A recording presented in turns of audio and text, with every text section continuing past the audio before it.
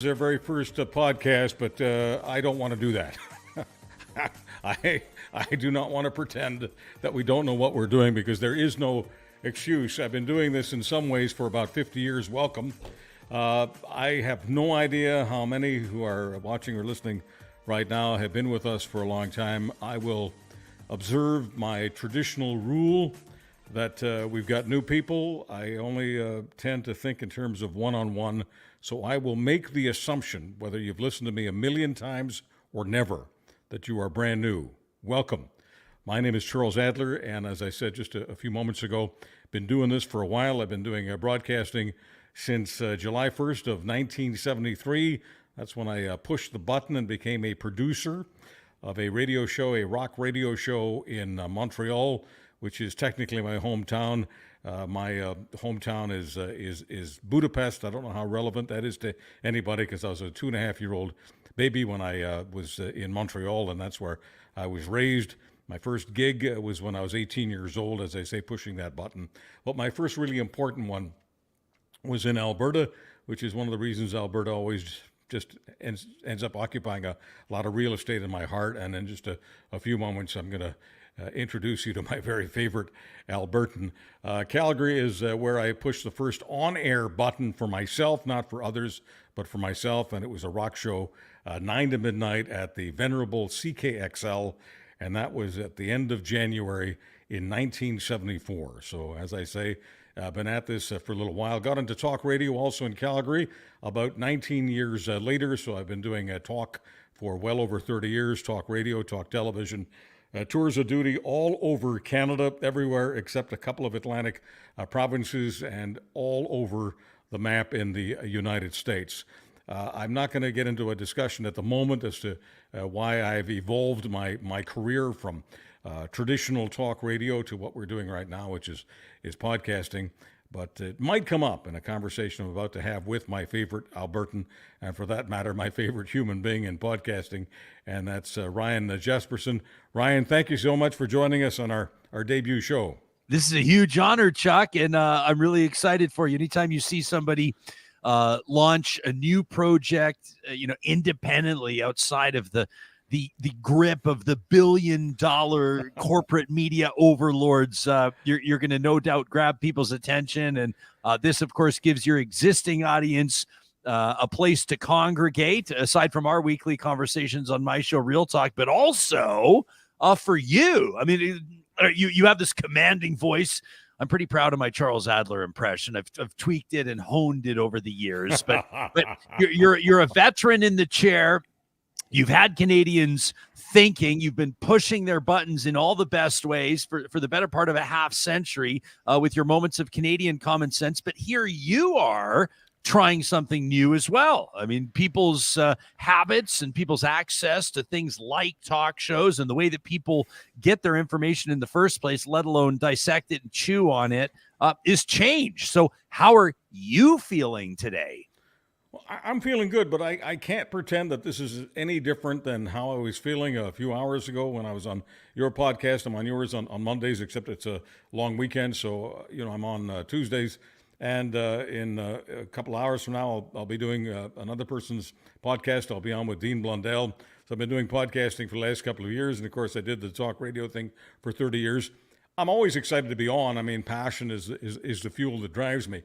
But one of the reasons I've got you on today isn't just because you're the person I give credit to for getting me out of the public communications coffin that I crawled into a couple of years ago. You convinced me that I still had some gas in the tank, and I've been having some fun. I wasn't having very much fun the last couple of years of broadcasting, so I didn't know that the fun could return. Apparently, my joy buzzer is still there, and you managed to push it a couple of years ago.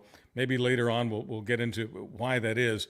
But instead of a whole bunch of analysis on that, I think that one of the great things about having you on for this very first show is I could go on and on and on, as some hosts are wont to do, about who the hell I am.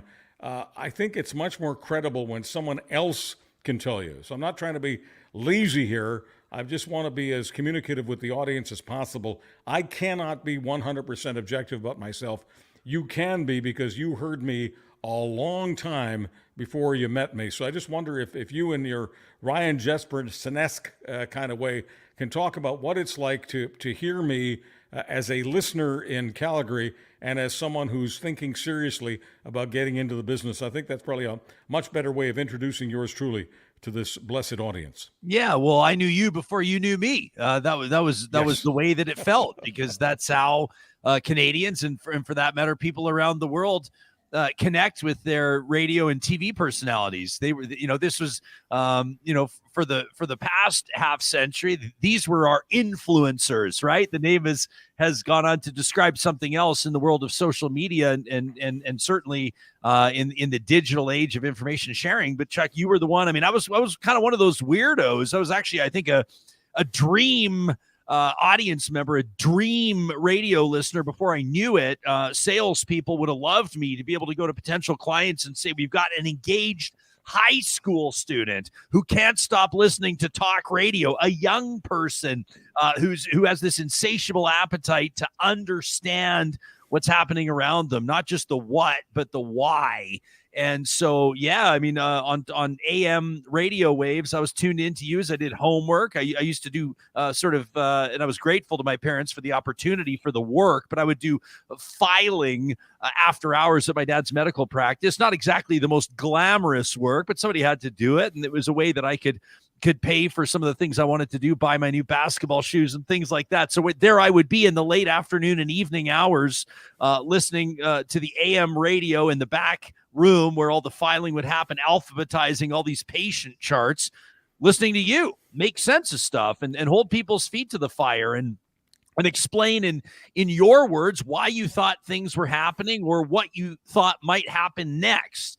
And so I grew to admire that. And I think one of the great tips of the cap to any talk host is when they hear from an audience member, from a listener, from maybe a friend, you might call them, that when something would happen in the world or when something would happen in Canada, one of my first thoughts would be, I wonder what Chuck's going to say about it. And so I felt like I kind of knew you a little bit. And then fast forward 15 years or so, 20 years later, when you and I had a chance to start seeing our paths cross more frequently, working for the same broadcast corporation. And of course, sometimes being able to participate in events together. You and I were in Toronto at the same time covering the 2019 federal election. I'll never forget. I mean, I got a real kick out of it. On one hand, a career highlight for me to be on that broadcast. And on the other, a personal highlight. Off the record, cameras off, you and me just going for beers and wings. And that was one of my favorite times together to just pick your brain and understand what made you tick. And people that listen to this show and the people that have been listening to you for decades will come to understand a lot of the factors that are at play as you disseminate things and as you chime in on things. And it comes from, number one, I think a lot of experience, what you've gleaned and years of having people's ear, bending the ears of the power players and calling them how you see them. But also, you've got this ability, Chuck, despite the fact that you've been a so-called big name. I mean, I call you the Titan of Talk. For people that are watching this or that see you on Real Talk, they see that Emmy behind you. That's not something that you win by accident, and very few people have them. But you got that, you earned that, and you earned the trust of Canadians because you've always had an ability to understand what makes people tick. And I'm not just talking about the premiers and the prime ministers, the CEOs and the chairmen. I'm talking about the average people, the people that work for a living, the people that come home at night to their families, or the people that dream of something bigger than where they're at. And your ability to reach them, I think, is why you've achieved what you have through broadcasting. And it's one of the reasons why I'm proud to call you a friend. Well, here's the deal. There are many people these days who, for all of the sort of self-evident reasons, everyone listening to podcasts knows what I'm talking about, have grown really suspicious of all institutions. That's not just the government. That's not just the police. That's not just the military. That's not just the revenue collecting agencies. That's not just the local library. That includes media. There is an enormous suspicion of media. Can you explain to me in your own way, you're a media star, you're a media podcast star at the moment. You do the best appearances in Alberta. For years, you were the host at the hockey games and the football games. And I didn't get to meet you until you were an Alberta superstar. I can't, analyze exactly what it is that I saw in you that I personally identified with. I can't tell you exactly what it was that I saw and heard in you that made me feel the same fire that I felt many years earlier when I got attracted to broadcasting. But I went through a very, very long desert. For many, many years, there was absolutely nobody on the radio that I could personally identify with. And then you came along. We happened to be working for the same corporation, and so that made it even easier for me to access you. But if there's one thing that I'd love to ask you very, very publicly, why is it that despite this enormous amount of suspicion and cynicism about media people, why is it that Ryan Jespersen, even though many people who are listening to you have never personally met you, feel that they have, feel that you're their son, you're their brother, you're their uncle, you're their father? What is it that you do, and what is it about the medium that you're in that makes people feel like Ryan Jespersen is family? Well, I appreciate that, first of all.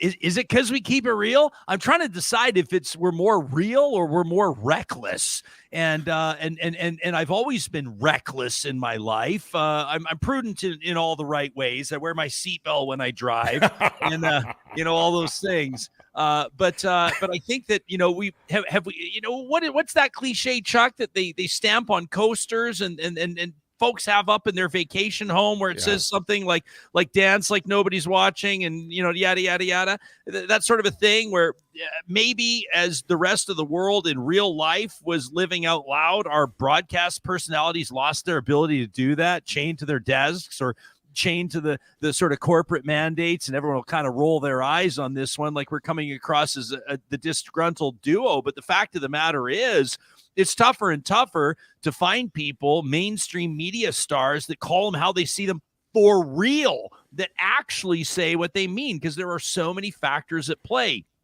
And I don't know, maybe that was part of my downfall when it came to corporate media, but I look at it as the biggest opportunity of my life, because I've never been able to divorce myself from how I feel about something.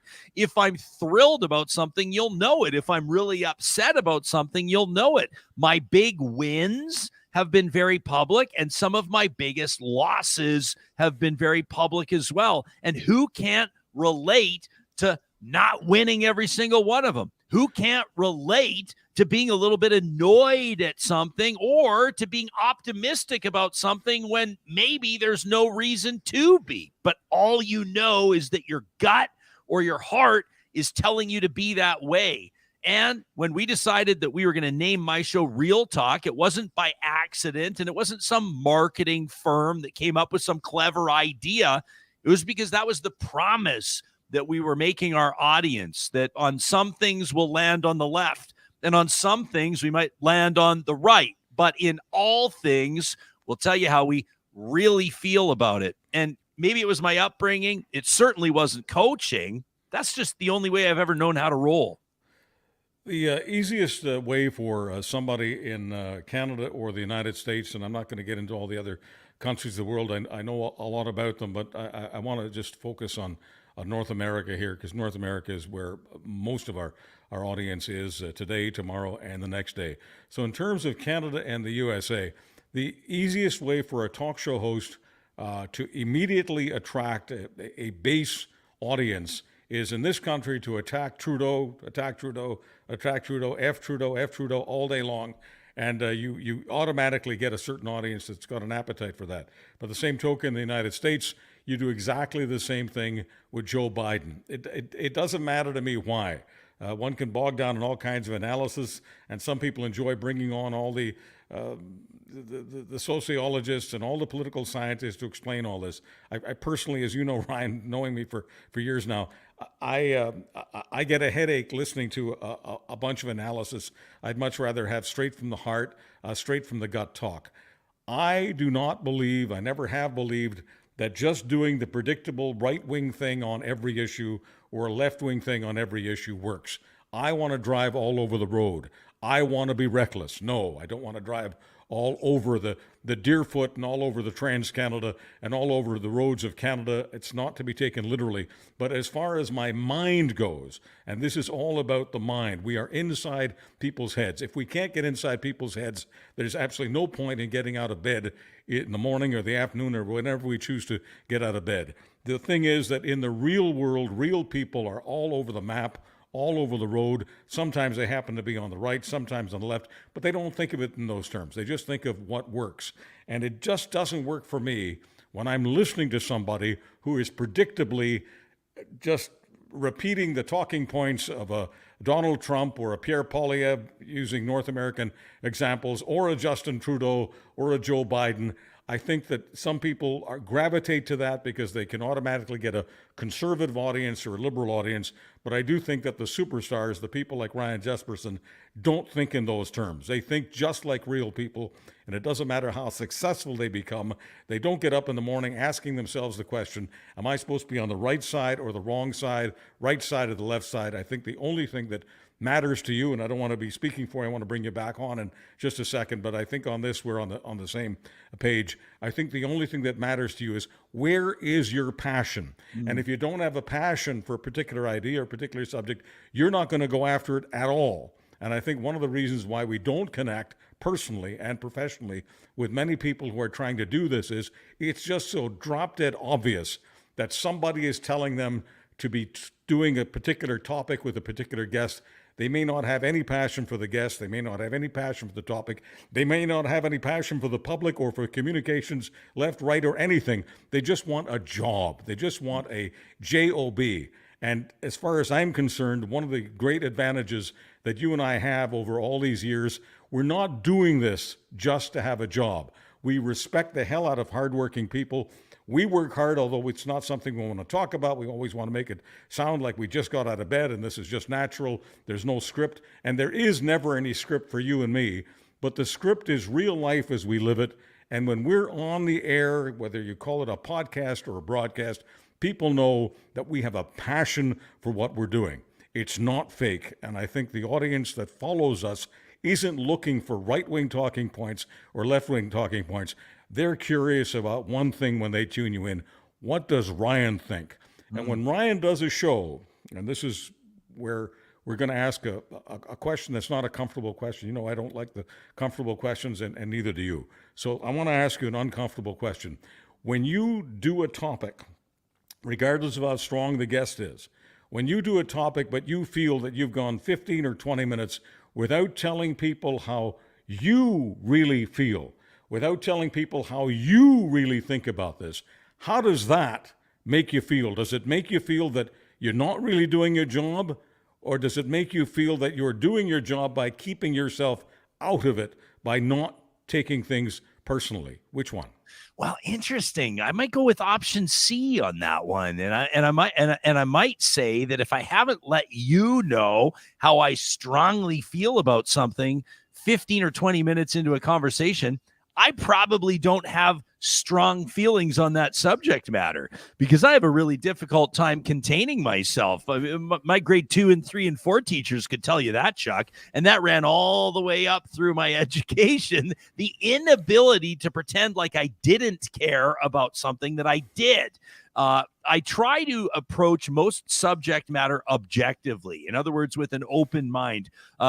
I'm open to having my mind changed by a compelling argument that's presented in reputable fashion, whether that's over beers or around a campfire circle with somebody or in an interview. But if I sink my teeth into something, if I dig into something, it's because I give a damn about that thing. You know, I like that you talked about uncomfortable questions because I think that discomfort is one of the greatest gifts that we can give one another. You know, I think back to my upbringing personally, and when you talk about trying to pin down talk shows, obviously there's an audience building formula that a lot of people will take. And you know that every single time you download that podcast or every single time that you tune into that show, you know what you're going to get.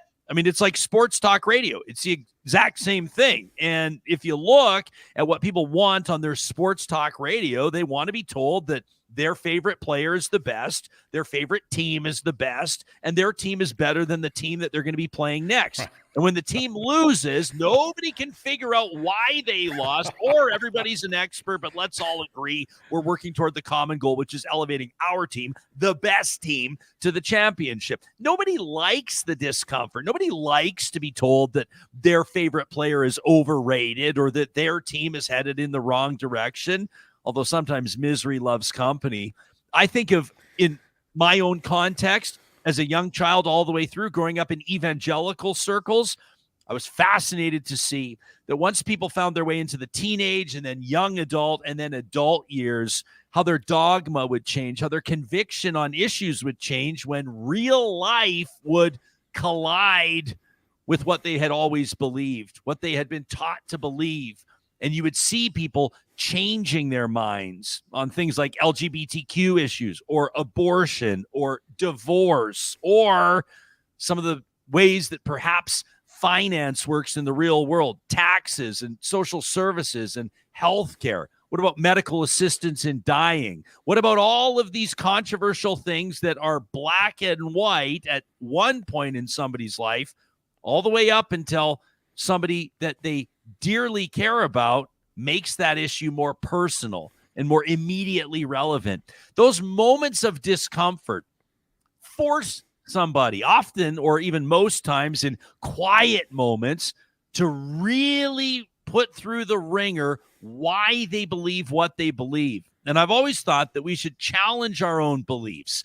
And I'm not just talking about religious dogma now. I'm talking about everything. Challenge why we believe what we believe. And I think that once something you believe, whatever that pillar is forged by fire, once it's gone through that scrutiny and that process, if you still believe what you believed before, then I think you can rest easy in that. You can confidently present that perspective. But if you're afraid of dissenting opinions, if you're afraid of, responsible, respectful debate, then I don't see how anybody's belief system can stand on its own two legs. And I sure as hell wouldn't want to host a talk show that operated under that pretense. So I'm thrilled when people tell me that they can't pin me down on the political spectrum. I'm thrilled when somebody tells me that they're surprised at the position that I took on an issue, because I think that human beings are more nuanced. And I know for a fact that human beings are more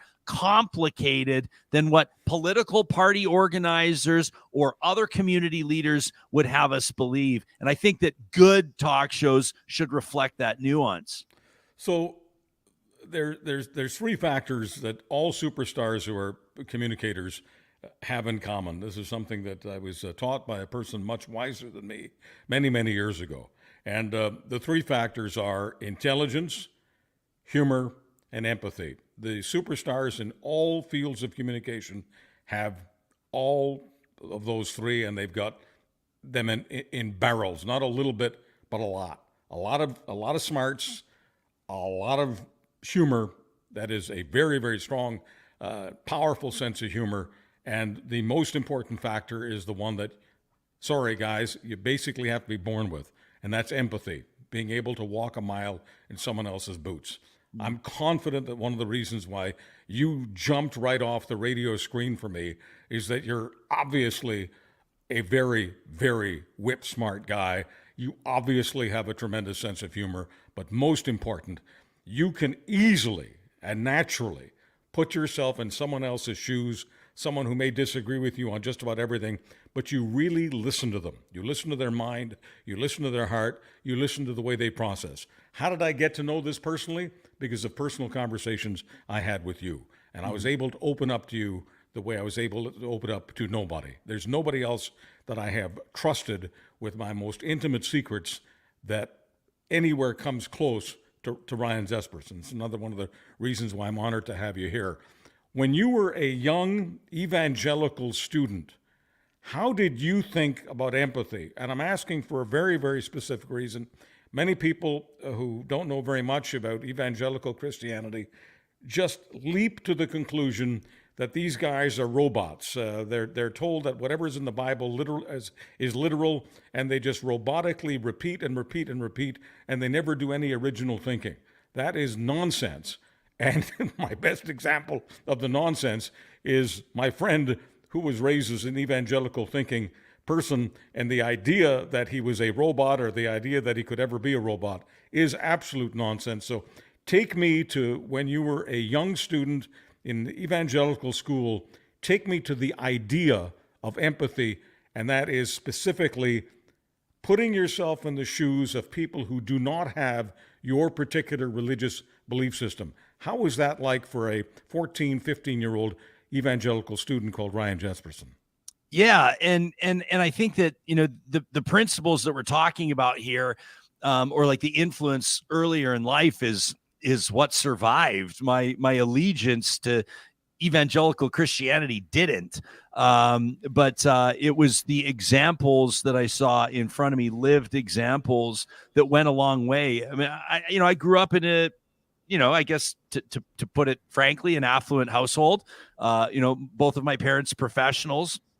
And I remember that on Friday nights we'd have family nights, but the nights were titled. Every Friday night was called Others First, and so we would always have a treat in store. Whether that was we were gonna, I mean, Chuck, obviously we're talking back in the day, so whether we were gonna go to the independent video store and rent a 40-pound VHS machine to lug home with a VHS copy of Old Yeller, or whatever we were going to watch, Mary Poppins, Chitty Chitty Bang Bang, you name it, whatever it was, whether we were going to order pizza or my mom was going to make her famous lasagna, or whatever it was for family night on the Friday night, they would first bring out a bin of stickers and stationery and all kinds of cool stuff. And we would put together care packages for families. We would write letters to people that were working around the world. We would have pen pals and of course, support young people in communities through agencies and organizations, nonprofits that are still doing some of that work today.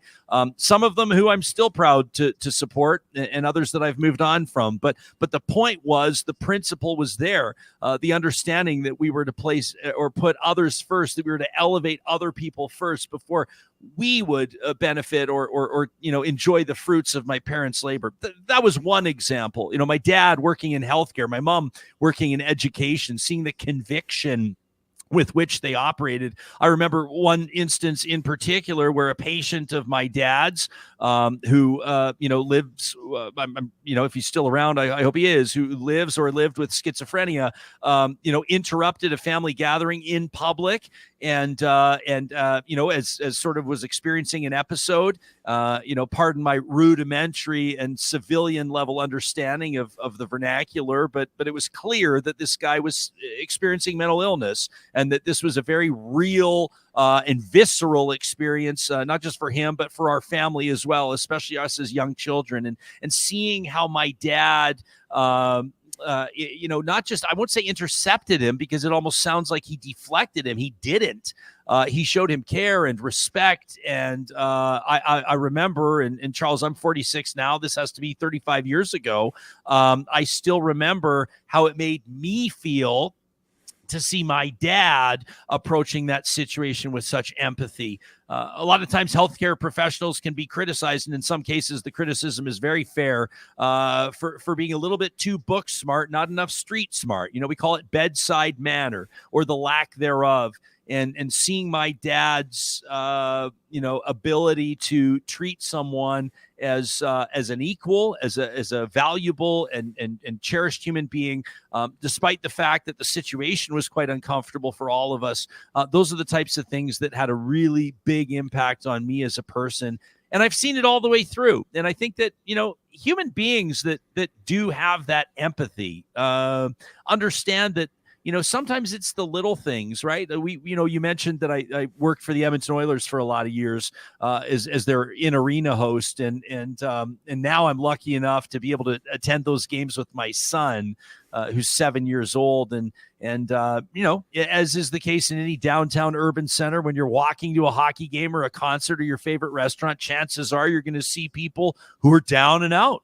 You're going to see people who have not had the same opportunity as us, not just denied opportunities, but in some circumstances have survived horrific experiences that would take down some of the strongest of us. And, in a world where so many people can experience that discomfort that we talk about, prompting them to look the other way, walk past as quickly as they can. To me, sometimes it's life through the eyes of a child is the biggest teacher. Hearing my 7-year-old Wyatt, suggest that we help somebody out, or grab a $5 out of my wallet to pass it along to them. And that's, I don't care if Connor McDavid scores a hat trick that night. My son Wyatt suggesting that we treat a human being with the dignity that they deserve is the biggest win that night. And I think that empathy is lived. I think empathy can be passed down. And I do think that empathy can be learned.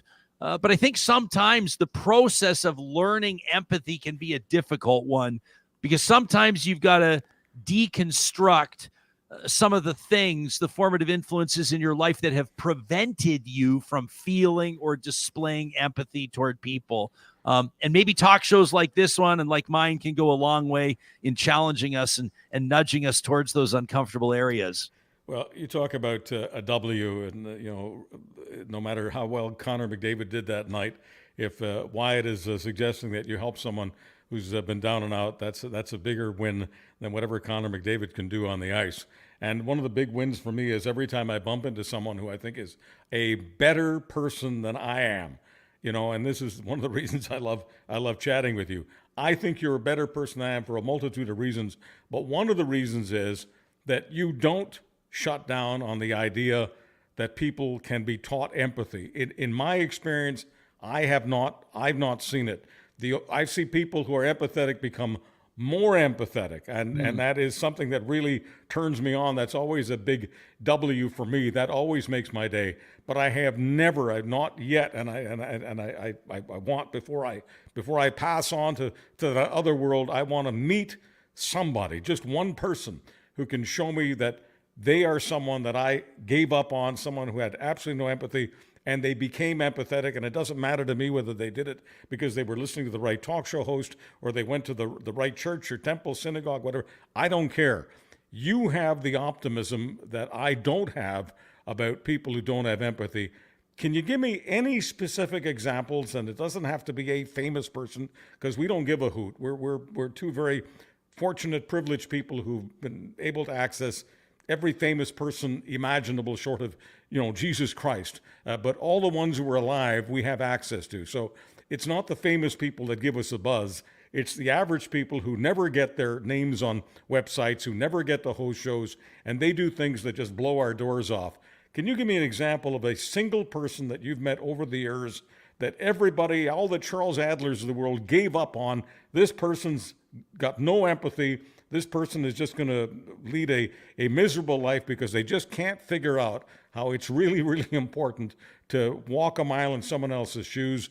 There's just no way that they can ever become empathetic. Have you met one of these people, and have you done something, or have you seen something happen to them where they have grown? And to use a religious expression that evangelicals take very seriously, reborn. Have you seen rebirth in your own life? Well, hey, I mean, this isn't somebody that I met personally, but, last week, I think, did all of Canada, is it fair to say, did all of Canada celebrate the life of Dr. Sue Johansson last week? Sex with Sue, Sunday night sex show. I mean, Canada's sex grandma, they called her. Like, she was, Canada's greatest sex educator. I mean, how many of us, learned, some of our earliest, especially, let's say, in some learning environments where sex ed left, ground to be covered, shall we say, information, to be desired. There was not exactly the most fulsome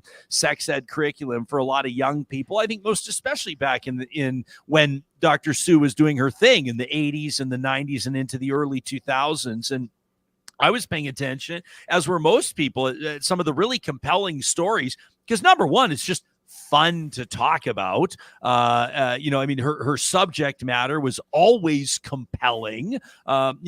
She was on the air producing that show during the AIDS crisis. And so some of the talk was very deadly serious. about contraception and safe sex. And sometimes, Charles, as you know, there would be a caller. I didn't think I'd be saying anal beads on episode 1 of the Charles Adler Show, but here I am. It would be a caller curious to know more about anal beads. And there would be Dr. Sue Johansson to give them a respectful, plain, and oftentimes obviously very entertaining answer. She was a master of her craft. I'll get to the point. I saw an individual that was tweeting out of Toronto. That's all I know about them. And I discussed it last week on my show. People can check out our Twitter thread if they want to learn more specifically or track down that Twitter thread and find the individual who it was. Charles, I don't know them personally, but this guy shared his personal story of listening to an LGBTQ advocate, a community advocate, on the Sunday Night Sex Show with Dr. Sue. And this individual, as a young gay teen, recorded that episode on tape, like back in the day. Remember when we used to hit record and play at the same time on our boom boxes and we could record the interviews? But this individual was so petrified that his parents, his mom in particular, would find that tape and hear the interview and question him as to why he had recorded that interview, that he actually put a padlock through the tape. So you couldn't actually put the tape into a tape machine. That's how nervous this guy was that the tape would be discovered. But as he went on to live his truth and into his later teen years, he realized that, well, he wanted his mom to know. And, eventually his mom walked in on him making out with his boyfriend on the couch, and that was his coming out moment because it was undeniable.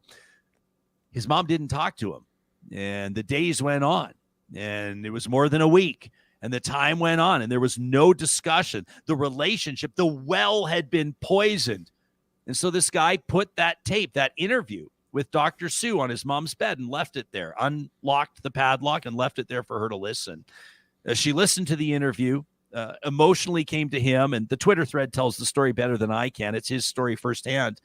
But this guy's mom went on to become one of the founding members of PFLAG, which is a parents advocacy group for gay, lesbian, trans, and queer kids. His mom went on to fiercely advocate for gay rights and equality for the next number of decades until her passing. That was her moment, her conversion moment. Whatever it was that was said in that interview with Dr. Sue struck a chord with this lady, who was devastated at first glance, devastated to learn that her son was gay, that maybe his life wouldn't turn out as she had envisioned it. Maybe there wouldn't be a wife and 3 kids. Whatever the case was, whatever her understanding of the implications of her son being gay, as misguided as they may have been, it was the compelling power of that interview that started to turn that tide, that started to repair that relationship, and that ultimately paved the way for that woman and her son, of course, to experience an incredibly close relationship for the remainder of their days on planet Earth together until her passing. And that was just one off the top of my head that resonated with me, that reminds me of the power of conversation, the power of talk shows, the power of truly understanding firsthand what issues that in some cases can just be political hot potatoes, what they actually mean, what they actually translate into when they impact somebody that you dearly care about.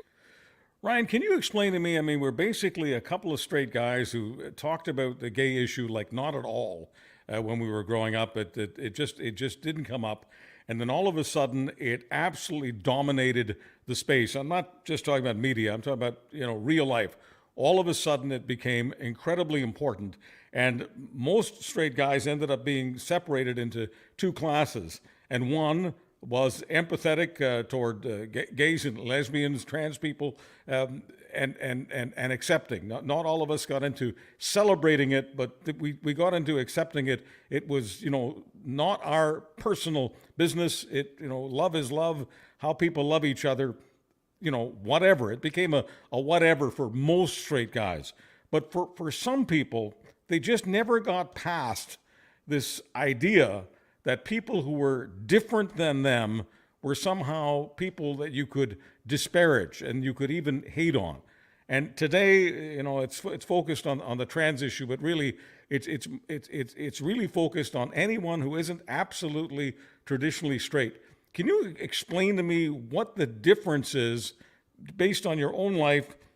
What is it that separates the guys who are fine, whether they're celebrating or not, they're fine with it from the guys who just can't let go of the loathing. It's something that I struggle with every day. I try to figure out, what is it? There are people in my life who I know, who I've grown up with, and they just can't let go of, I call it the loathing, but sometimes it does actually go to hate, which is creepy and scary, but I just do not understand what it is. They were brought up the same as I.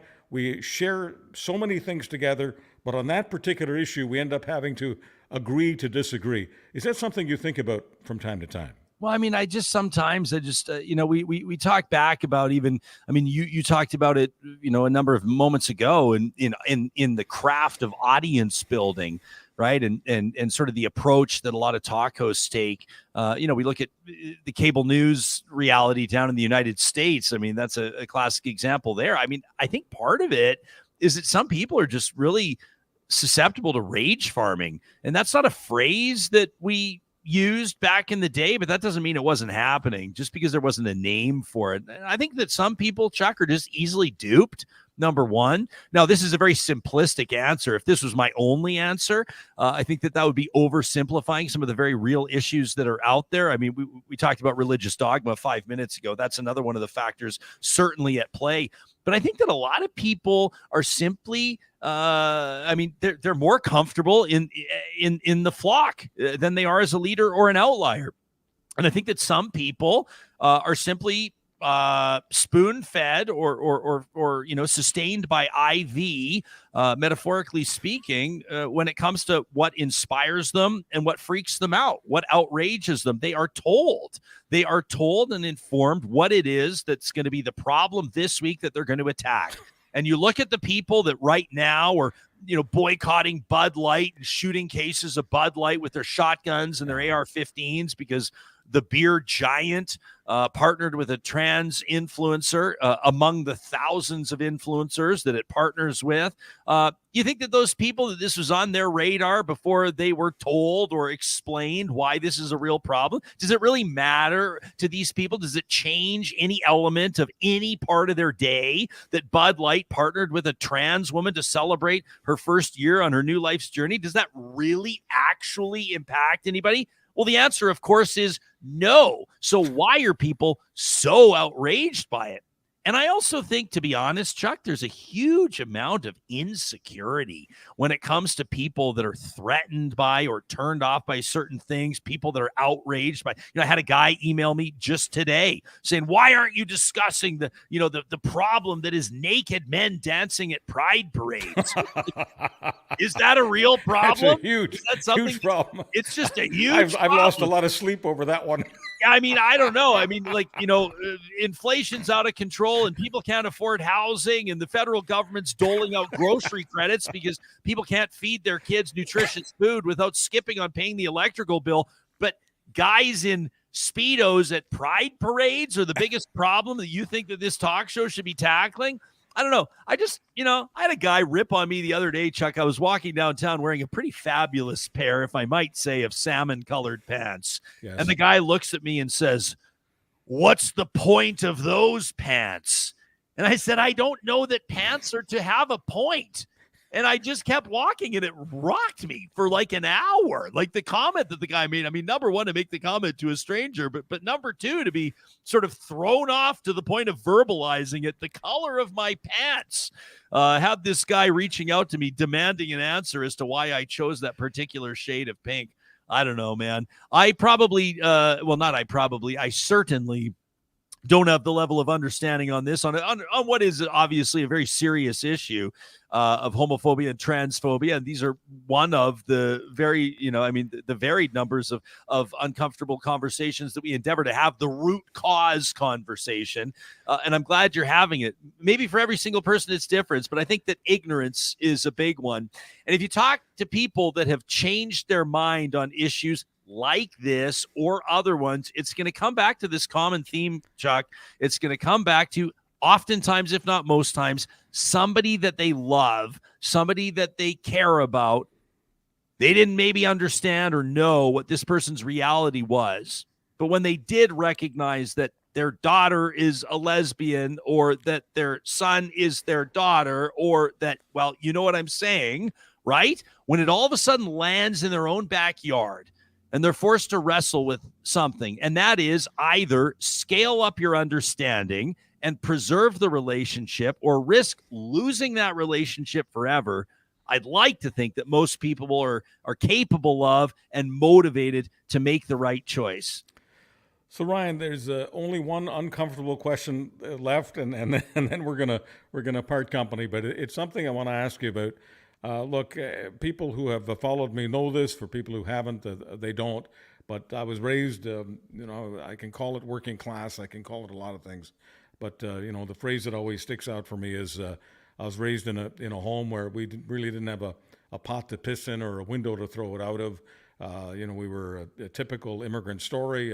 In the very first days we were in this country, I asked my mom to please buy me a Kaiser roll, because as a 2.5-year-old child raised in a different country, that was a real big deal for me. They didn't call them Kaiser rolls at the time. They called them Vienna rolls, but I think now everyone knows what I'm talking about. And they cost 1 penny.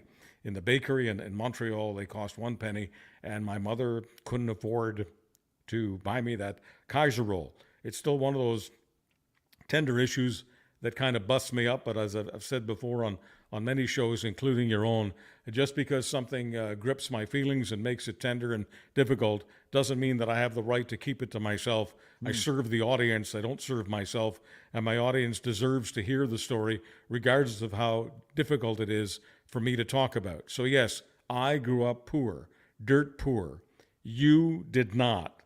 I grew up in a situation where, yes, it was people like the Jespersens, people who had money, some of them were very affluent, who gave my father the opportunity to put food on the table, because he ended up, after 5 years of factory labor, owning his little store, and who was able to afford the tailoring that he could do for people, altering their pants and skirts, tightening this and loosening that. All of that cost real money because it required a lot of real work from a real skilled tailor like my father, but not everyone could afford his services.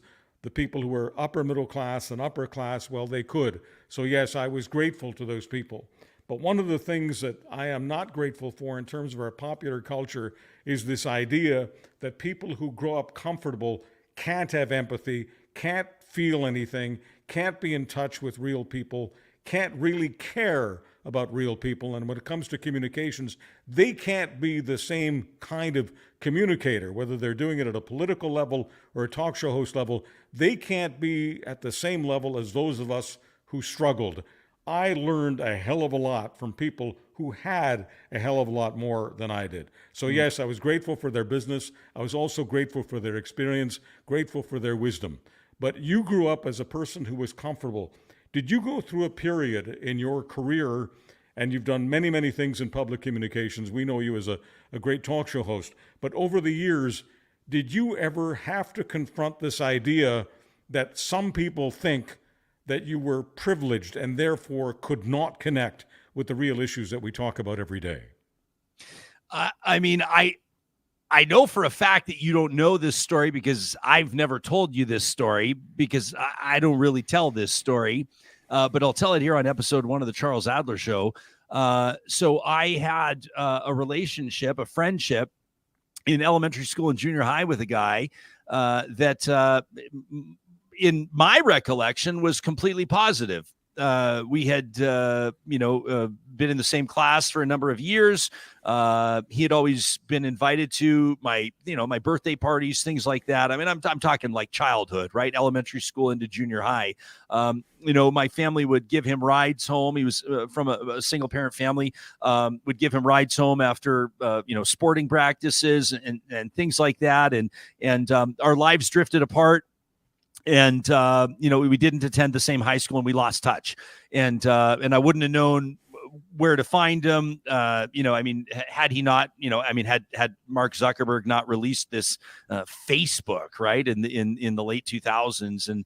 And I think everybody that, is on Facebook can probably think back to or remember right when it first started. What a phenomenal experience it was. Now I think we take it for granted because it's become our normal, and because, we're so sort of overwhelmed almost by social media that now we're looking for ways to disconnect from people that we used to go to school with. But when I saw this guy's name pop up on my suggested friends, I quickly added him and sent him a note right away, saying, how excited I was to see him there. And, I'd clicked through a few of his photos and looked like the family was doing well. And how are you? And if you're ever in my neck of the woods, I'm hosting a TV show in Edmonton at the time, and come on up, and I'm working for the Oilers, and it would be great to see you. And it was just like, I hope you're well. One of these really optimistic, positive, almost sort of gushing type messages. And the venom that I received back from this guy, who in the opening line of his response told me where to go and how to get there, blew my doors off and knocked my socks off and pushed me to the point of almost physically wanting to vomit.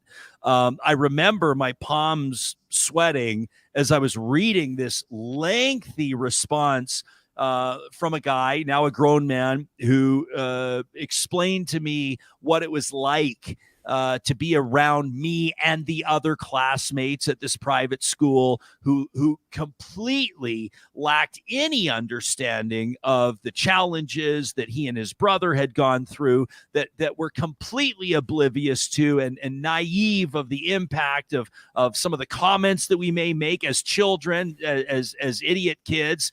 Some might say innocent kids, but I'm trying to own a little bit of this right now, not understanding the privilege that we were experiencing and the different walks of life that people were coming from.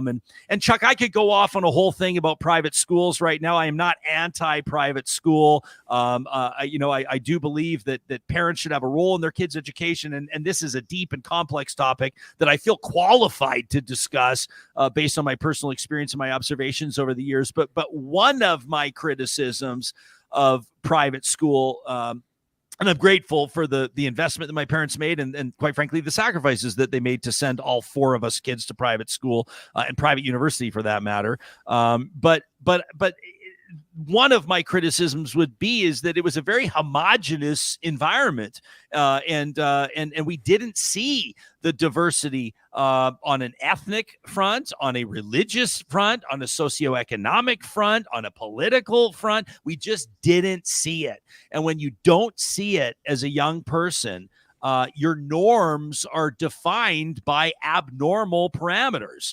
And that was a very difficult lesson for me. And this story does not have a happy ending.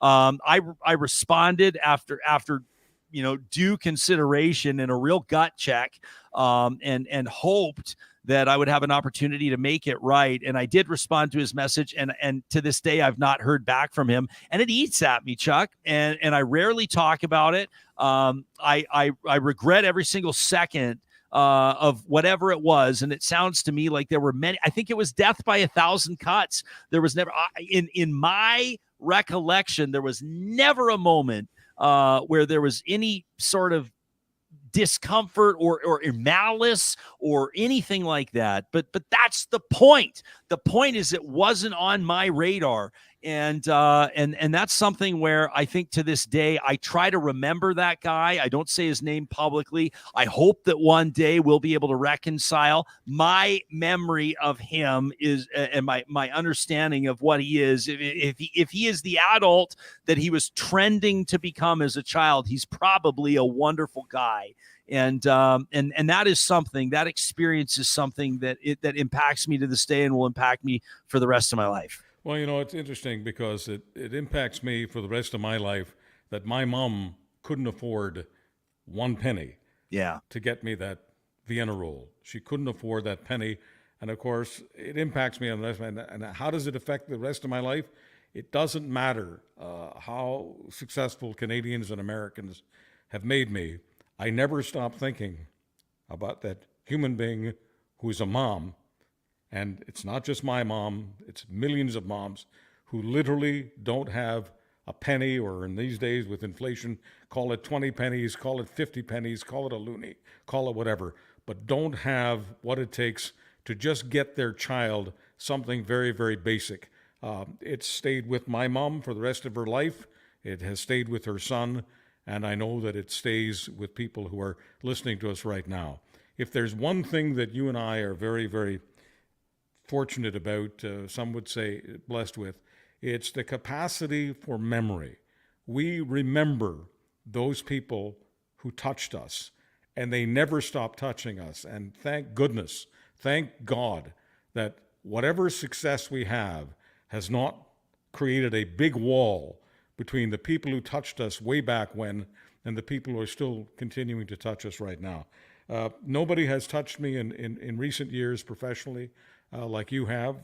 There's no way that I have the vocabulary to express my gratitude. So I will, if you don't mind, Ryan, I will simply say thank you for being who you are, and I thank everyone. That means your 3 siblings, that means your uncles, your aunts, and that means especially your parents, the great educator, Mom, and the great doctor, Father. I just want to thank all of them for giving the world and giving me specifically, if I can be selfish for a moment, giving me the life of Ryan Jespersen. Thank you.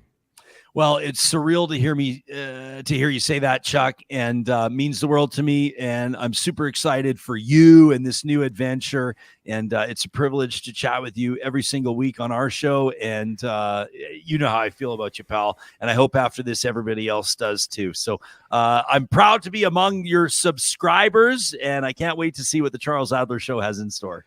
You can easily subscribe to the Ryan Jespersen podcast. It's called Real Talk. Just Google, Bing. I really don't care how you get there, but you'll get there. Ryan Jespersen, he happens to be based in Edmonton, but his heart is bigger than the planet Earth. Ryan, thank you again. Thanks, Chuck. And that's the first edition of the Charles Adler Show, the podcast. Thank you very much. Catch Charles Adler Mondays on Real Talk with Ryan Jespersen, twice a week in the Winnipeg Free Press, and every day at criermedia.co.